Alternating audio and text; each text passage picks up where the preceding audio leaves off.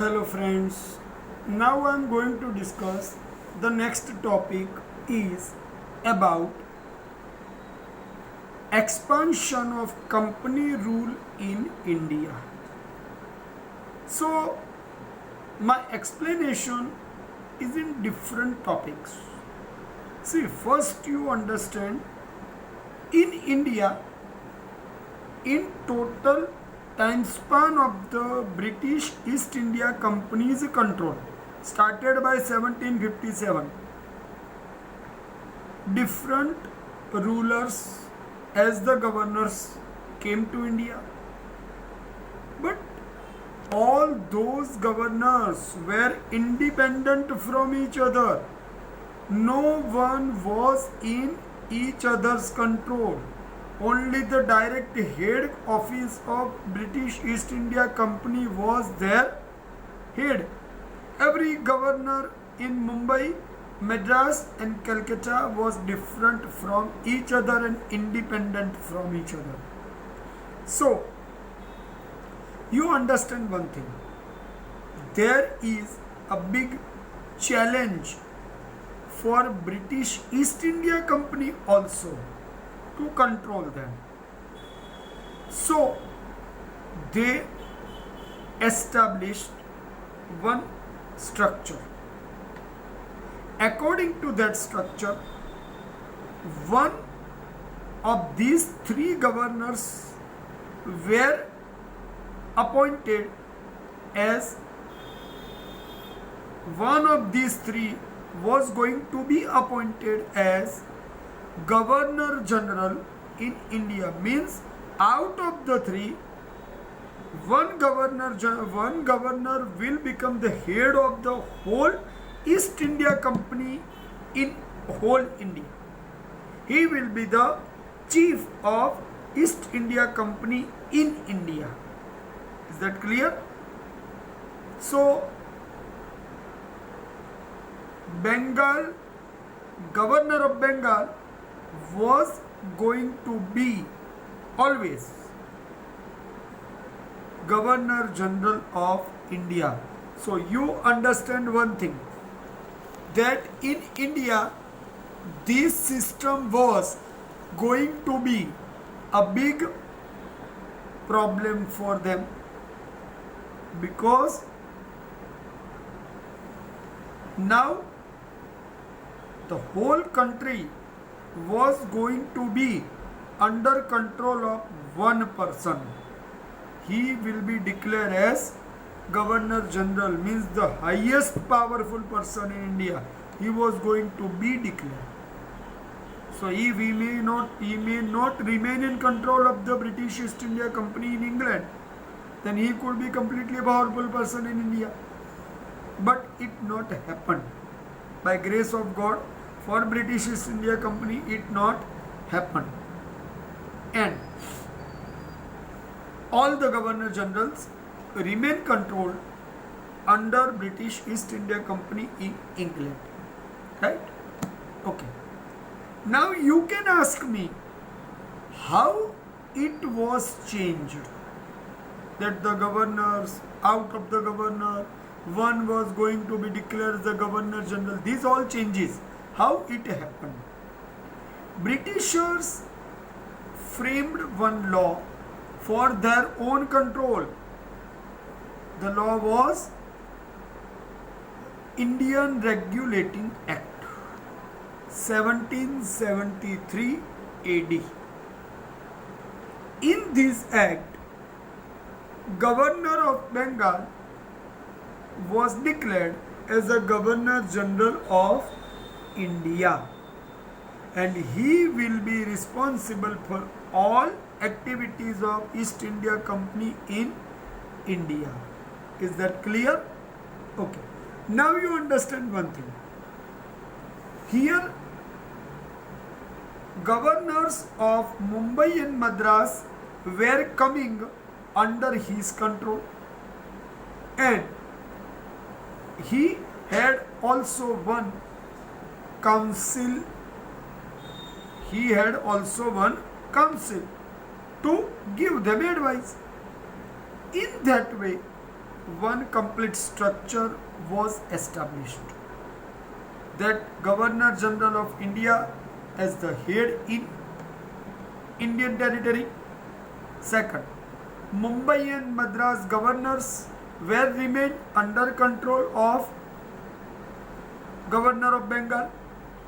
Third, he has also one advisory committee named as Council of Governor General with him. So there was a complete structure for Britishers now in India. And first Governor General of India became Warren Hastings.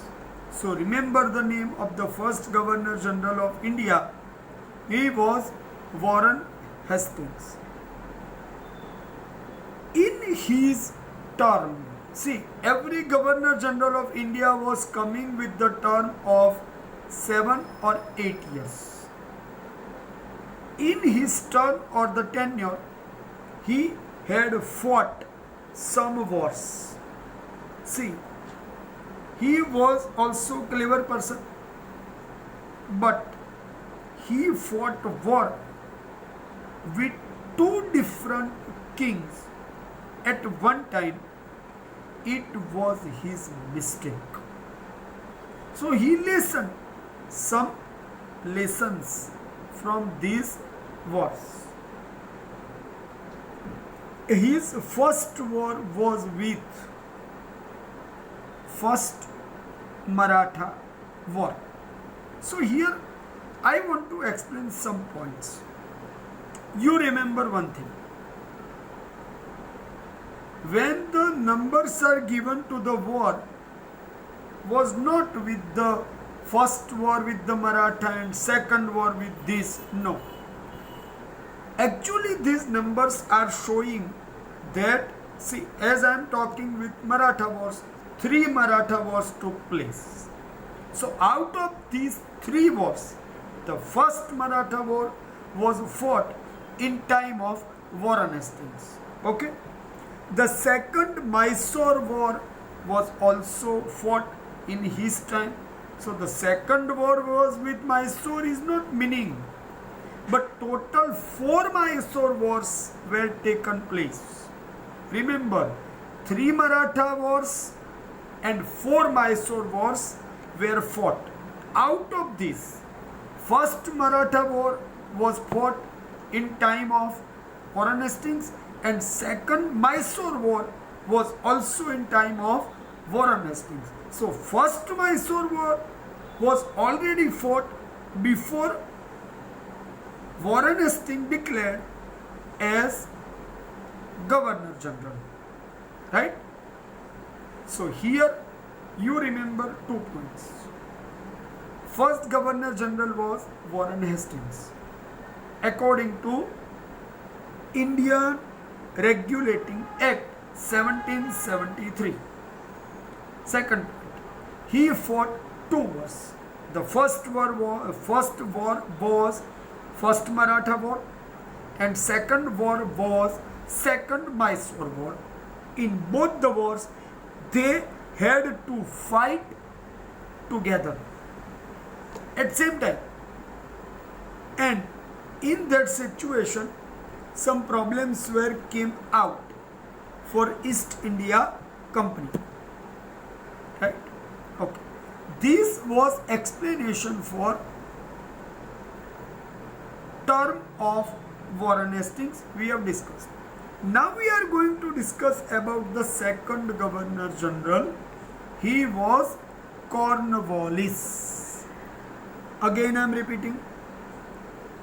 Cornwallis became the second Governor General, and in his time, third Mysore War took place. What I have said? Third Mysore War took place in time of Cornwallis. At that time, okay, I have to explain one thing more. In time of Cornwallis, the second Mysore War was fought, and at that time in Mysore, Hyder Ali was in rule.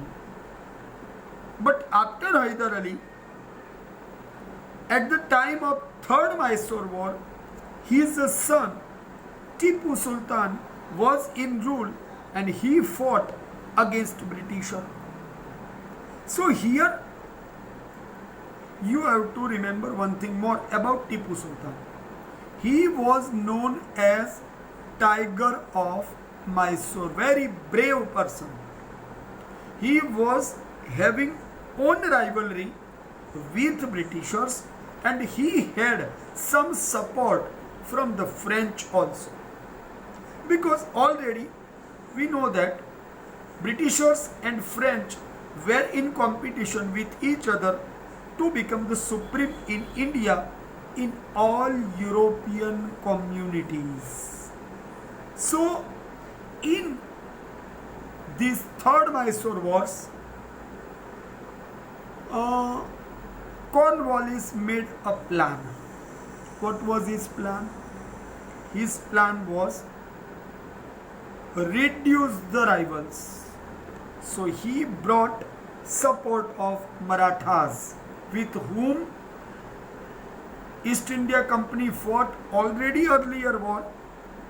He made one friendship with them and brought them with his own side. And also the Nizam of Hyderabad was also enemy of Hyder Ali and Tipu.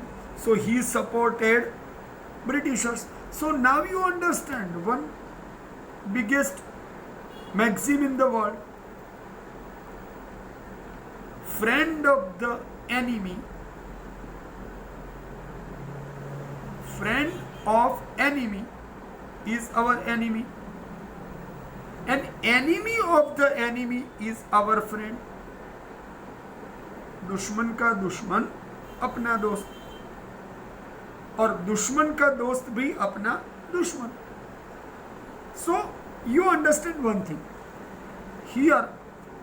Nizam was also expecting to defeat Hyder and Tipu and Mysore, and Marathas had also own enmity with Mysore. So also they supported to Britishers. So here you can understand, Britishers were outsider, but they got support to Indian kings just for their own enmity with another Indian king. So in that way, there was a weakness of Indian kings' unity came out, and they supported Britishers. Tipu Sultan was defeated and he was bound to sign treaty. Treaty means agreement with Britishers, and according to that agreement, he was bound to sign that we will not fight against Britishers, right? So this was the end of Tipu's control over his territory. Here I discussed up to Cornwallis, right my friends?